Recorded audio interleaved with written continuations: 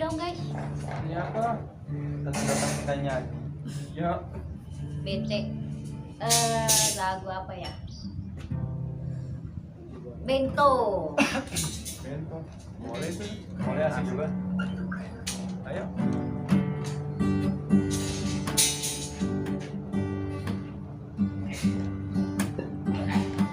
Namaku Bento, rumah real estate, mobilku banyak, harta berlimpah. Orang memanggilku bos eksekutif, toko papan atas, atas segalanya asik. Guys. Tau gak sih kalau ini kan ya, lagu ini tuh tentang apa sih gitu? Nah, dulu ini kan lagu ini diciptakan oleh Iwan Fals ya. Nah, lagu ini dikhususkan untuk anaknya Pak Soeharto. Bilang anak Pak Soeharto kenapa?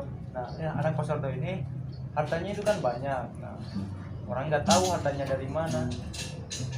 Istilahnya Pak Soeharto ini kan dulu kepala negara sebagai Presiden Republik Indonesia. Nah, karena Soeharto ini berkuasa di tanah ini, dia seakan-akan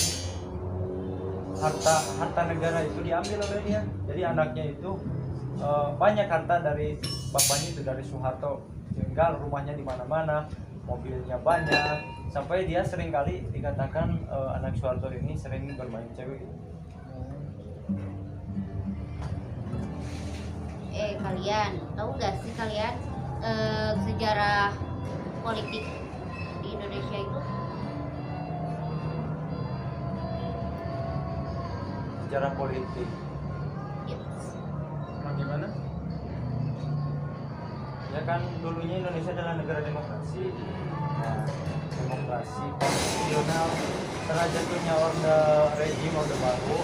baru itu jadi rejim yang dulunya pemimpinnya Soeharto. Nah, setelah orde baru diganti sama periode reformasi. Periode reformasi itu melengsarkan orde baru ke pemerintahan Soeharto. Namun saat ini banyak sih, walaupun sudah masa reformasi yang dulunya orde baru diganti ke reformasi, namun sekarang banyak, ketika pemilu banyak yang korupsi. Ketika terjadi pemiluan banyak orang yang korupsi. Itu korupsi di Indonesia sangatlah tinggi gara-gara sistem politik itu. Nah, terus kan itu mau nanya ya, kan pas zaman Soeharto itu kan orde baru. Nah, gimana sih maksudnya itu?